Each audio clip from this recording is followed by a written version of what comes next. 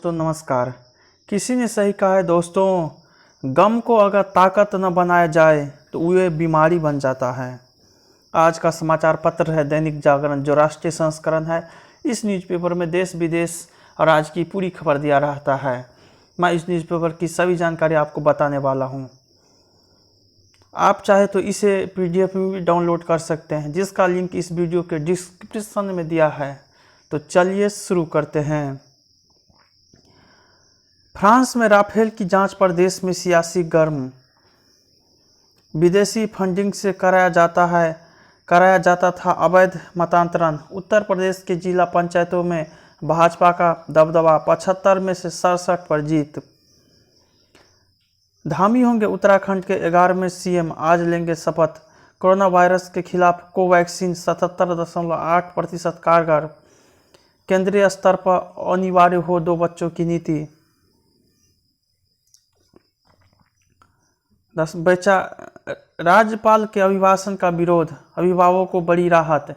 संक्रमित मरीजों की मौत का बैकलॉग, पर्याप्त बिजली फिर भी कष्ट। नानाजी की कर्मभूमि से उत्तर प्रदेश की नब्ज टटोलेगा संघ।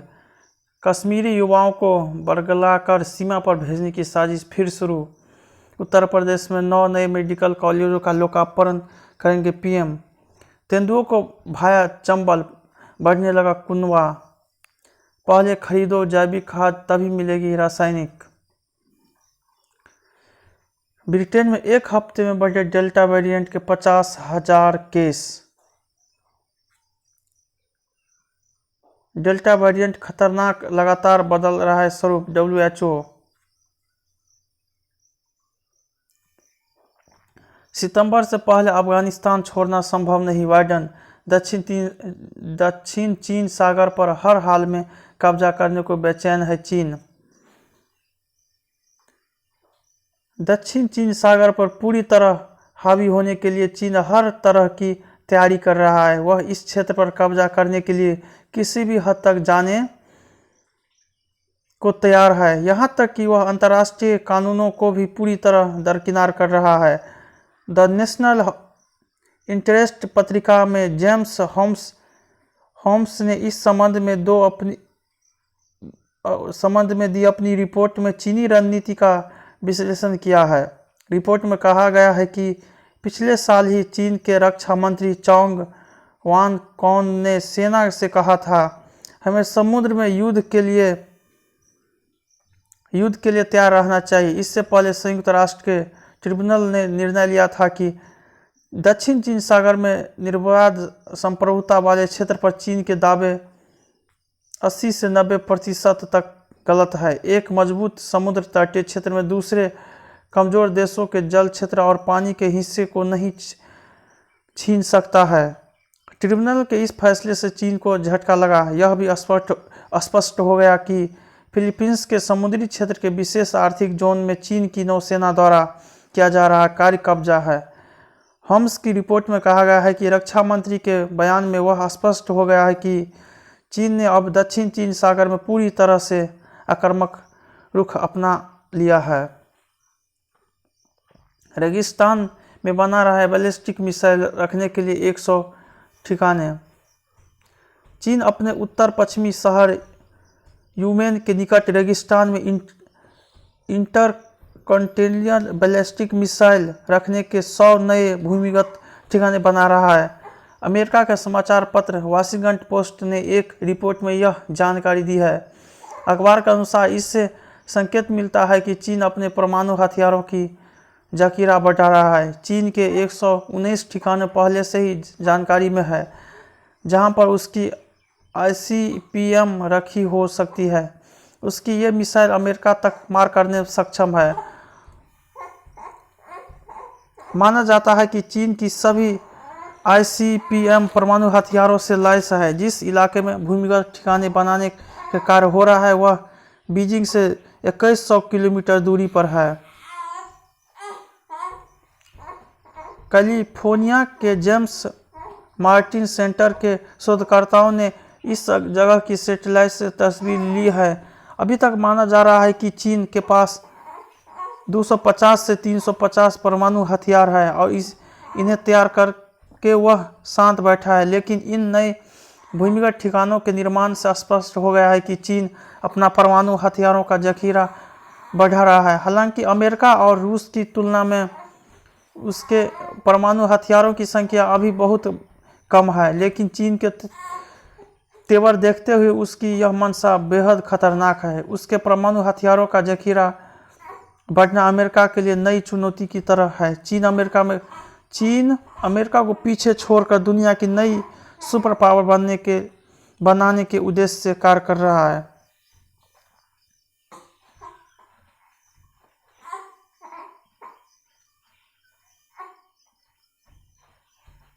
नेपाल की संसद की बहाली के लिए सुनवाई 7 में चुनाव की तैयारी।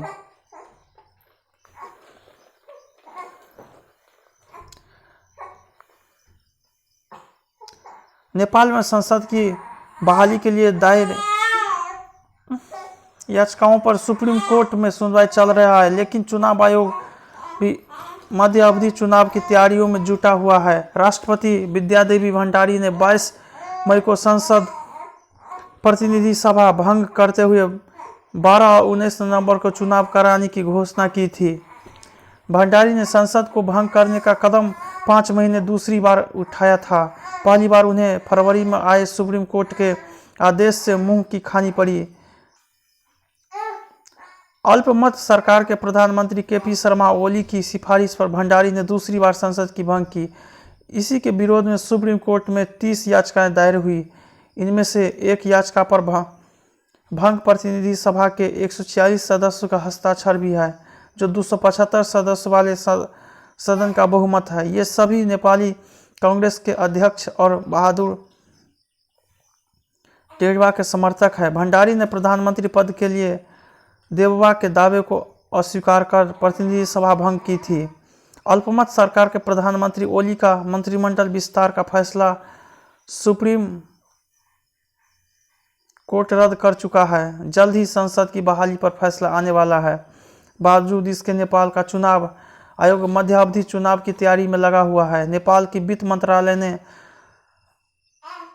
772 अरब नेपाली रुपये चुनाव के लिए स्वीकृत कर दिए हैं। इसी के बाद चुनाव आयोग की गतिविधियों ने गति पकड़ ली है। चुनाव आयोग इस धनराशि से प्रक्रिया में काम आने वाली सामग्री खरीदेगा और प्रबंध में धन खर्च करेगा। आयोग के प्रवक्ता राजकुमार श्रेष्ठ ने बताया कि सामग्री की खरीद के लिए अगले सप्ताह निविदा मांगी जाएगी। ये निविदा करीब 50 तरह की सामग्री की खरीद के लिए होगी। प्रवक्ता ने कहा कि संसद बहाल करने पर सुनवाई भले ही सुप्रीम कोर्ट में चल रही हो, लेकिन आयोग से चुनाव की तैयारी में रोकने के लिए नहीं कहा गया है।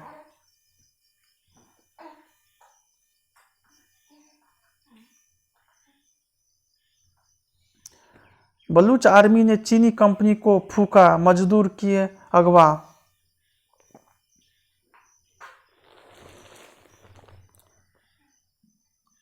पाक में अलग बलूचिस्तान देश की मांग जोर पकड़ रही है। आज़ादी के लिए सक्रिय बलूचिस्तान लिबरेशन आर्मी BLA ने दावा किया कि उसने चीन की दूरसंचार कंपनी को आग के हवाले कर दिया है। साथ ही उसमें काम करने वाले 6 मजदूरों का अपहरण कर लिया। इन मजदूरों को रिहाई संयुक्त राष्ट्र या रेड क्रॉस की गारंटी पर ही करने का ऐलान किया है। इन मजदूरों का अपहरण मारकोट चोखोबी बाघ क्षेत्र से किया गया। ज्ञात हो कि पाकिस्तान के बलूचिस्तान में आज़ाद बलूच आंदोलन चल रहा है। इनकी मांग है कि बलूचिस्तान अलग देश बनाया जाए। बलूचिस्तान में चीन ने दूरसंचार कंपनियों का जाल बिछाना शुरू कर दिया है। पाकिस्तान इसके सहयोग से बलूचों की जासूसी भी कर रहा है। इसके साथ ही ग्वादर बंदरगाह पर चीन का पूरी तरह अधिकार होने से भी बलूचों में आक्रोश है। इधर बलूचिस्तान मानवाधिकार परिषद और voice of Baloch missing personal के चेयरमैन नसरल्लाह बलूच ने एक अलग बयान में अगवा मजदूरों की मानवीय आधार पर छोड़ने की मांग की है।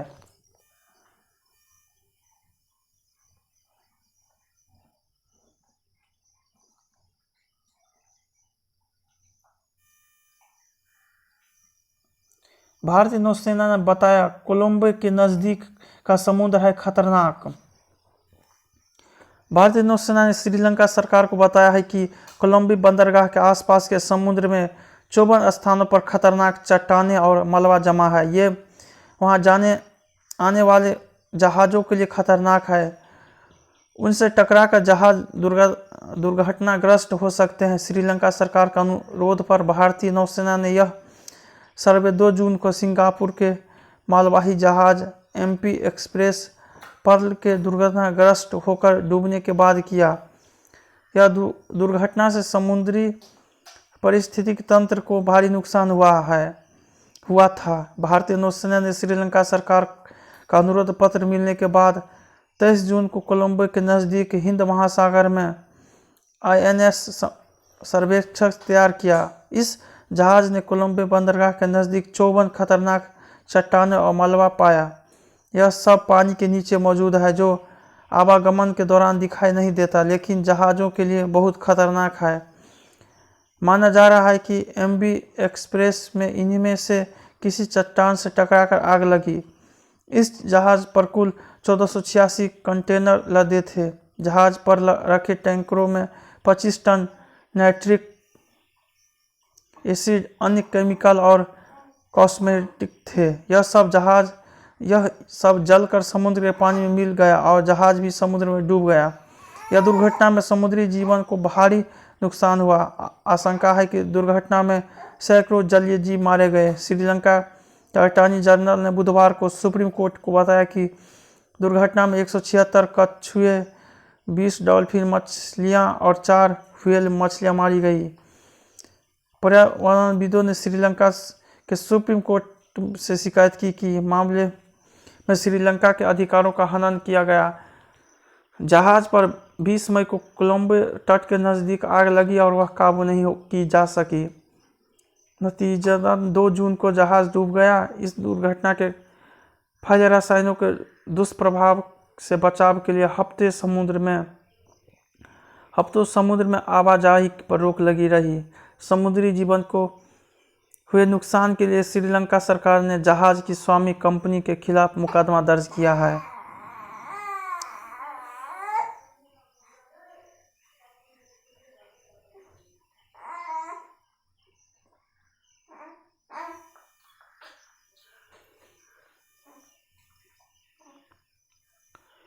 पाक में इस निंदा से बड़ी युवक को पुलिसकर्मी ने कर दिया हत्या। पाकिस्तान में इस निंदा के आरोप में 4 साल तक जेल में बंद रहने के बाद लाहौर हाई कोर्ट से बड़ी युवक की एक पुलिसकर्मी ने गोली मारकर हत्या कर दी। पाक के कानून में इस निंदा के दोषी को मृत्युदंड तक की सजा का प्रावधान है। हत्या करने वाले 20 वर्षीय पुलिसकर्मी को गिरफ्तार कर लिया गया। मोहम्मद वकास नाम के युवक को इस निंदा के आरोप में गिरफ्तार किया गया था। उस पर अदालत में 2016 से मुकदमा चल रहा था। 2020 में लाहौर हाई कोर्ट ने वकास को दोष मुक्त कर दिया। आमतौर पर इस निंदा के आरोपितों को जान का खतरा बना रहता है, इसलिए वकास भी जेल से छूटने के बाद 1 साल तक अपनी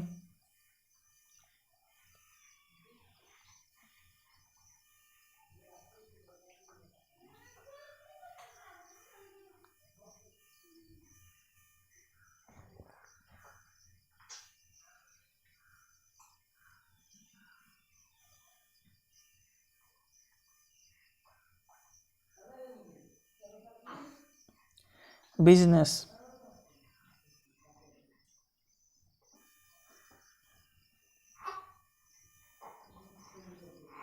बिना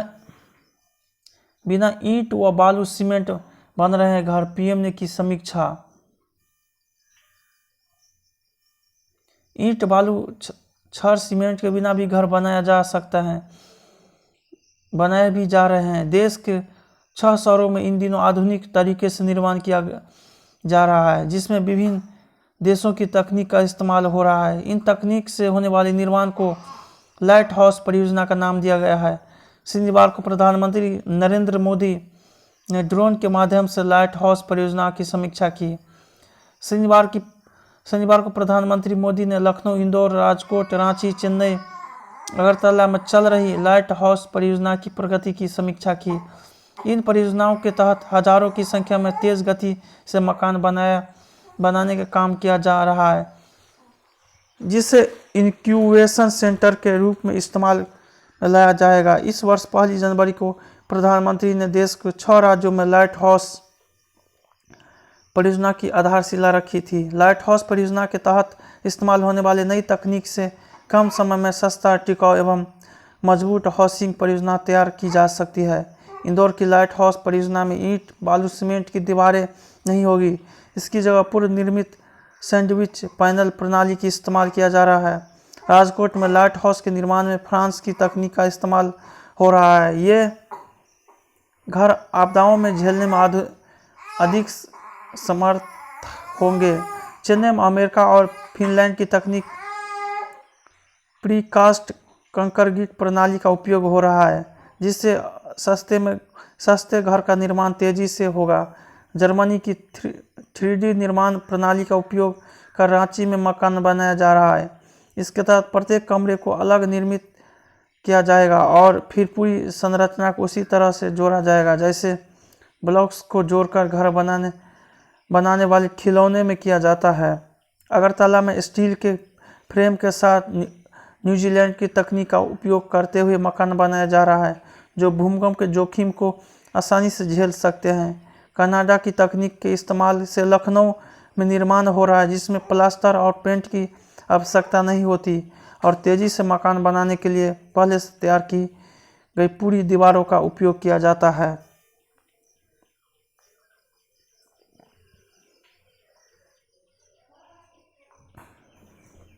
जय हिंद, जय भारत।